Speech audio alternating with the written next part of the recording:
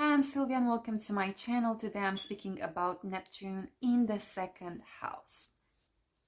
But first, let's start with the second house.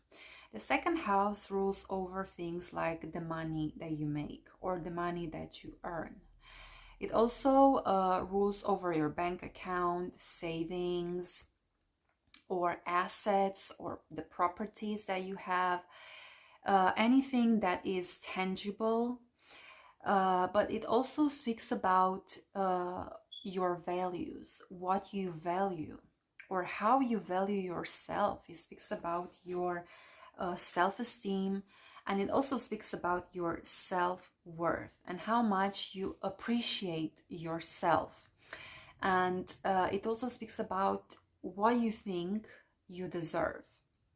Now, Neptune, on the other hand, it rules over untangible things. It rules over the spiritual world, and it rules over unseen things.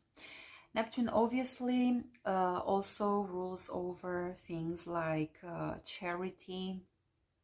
It rules over everything that's related to medication, medicine. It rules over drugs, with alcohol. It also rules over con artists, scammers, deceits, or being deceived. It speaks about sometimes illusions, self-denial. It rules over things like glamour, because it is the higher octave of Venus. But it also speaks about unconditional love. It speaks about self-sacrifice sometimes, but it also speaks about things like, for example, the film industry and everything that's related to the film industry. It rules over artists. It rules over the music industry. It rules fashion, design. It also rules over things like the oceans, the seas, uh, hotels, long distant trips, and things like that. Now, when someone has Neptune in the second house, uh, the energy can play out in different ways. One way can play out is that the native can be quite a spiritual person. The native doesn't care about money, doesn't care about their possessions, they don't care about the money in their bank or their assets, they don't care about getting rich or being wealthy or stuff like that. So they can care more, like I said, about the spiritual life, or they can care more about love. And usually this is what they're looking for in life. But or they can help other people. They can donate. Yeah, Neptune is quite charitable, so they will usually like to give away their money, or the gifts. Buying gifts for other people or giving away money is a form for them to express the love that they have for other people. Obviously, Neptune is quite impractical. So having Neptune in the second house can mean that you can be quite impractical when it comes to money. And I'm not going to lie to you, Neptune in the second house can mean that money just vanishes very quickly from your bank account. Why? Because Neptune means to vanish, to disappear, but it also means to make mistakes or to make errors. And this means that you can't hold on to money. Money just vanishes from your bank account quite quickly, because you have a very poor money management. You can overspend, you can buy things that you don't actually need, or you can buy a lot of overvalued things. Why? Because you see, Neptune in the second house means that you cannot really assess the real value of certain things, okay, or of certain items. So that's why you can overspend your money on things that really are worthless. Another thing about Neptune in the second house is that it can mean that you can have quite a low self-esteem.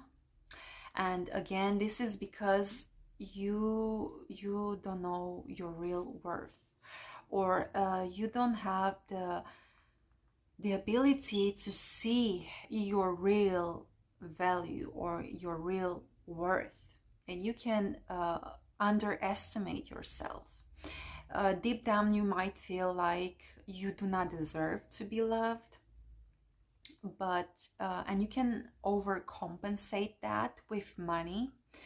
For example, you might feel like someone will like you only if you buy them gifts or you spend money on them. But this is, like I said before, is just a overcompensating mechanism, because deep down you can feel very unworthy of love. So one lesson that you need to learn is to value yourself more and to love yourself more and become aware of your true value. Obviously, Neptune can, like I said before, can mean uh, scamming. So this means that you are either someone who can be very easily tricked or scammed, or maybe you have already been scammed, or the potential for you to get scammed in the future is very high. So again, you need to be careful with your money. Be careful not to make mistakes, like financial mistakes, or uh, if someone comes up with a scheme and it's too good, it sounds too good to be true, then it probably is. And you need to be careful because you can make mistakes when it comes to your money. You can be uh, scammed, like I said before, very easily, or it can play out in a different way where you are the one who scams other people, or you can steal money from other people, or you can have, or you can do a lot of, let's say, dodgy or suspicious things to make money, or you can do illegal things to just to make money, or you can sell drugs, you can be a drug dealer, or you can sell weed, or you can sell alcohol and stuff like that to make money, or you can be the one who seduces other people, make them fall in love with you just to take advantage of them. Obviously, this is a very rare and extreme case. It doesn't mean that everyone who has Neptune in the second house is a gold digger. Now, if you're asking yourself how you can make money with Neptune in the second house, then I can tell you that you can invest or you can work in the following fields. For example, you can work in the film industry. You can work in the music industry. You could be an artist, a singer, a dancer, an actor, a film director. You can work in social media. You can work in everything that's related to photography. You could also work in the medical system, like being a nurse or being a doctor, or investing in the health system, or investing in big pharma or in the medicine industry, or You could be, for example, working with orphans, or working with migrants, or working with disabled people, or better said, being a carer. You could also work, for example, on an island, or you could work in a hospital, sorry, not hospital, I meant to say in a hotel, or you can invest in a, let's say, in an island or in a hotel, or you can work uh, on the sea or on the ocean, in the marines, for example, why not? You could also work in the glamour industry. You could also work in the spiritual world, why not? You could be, for example, a Reiki practitioner, or you could work in the esoteric world, being a tarot reader, or being an astrologer, why not? Or working in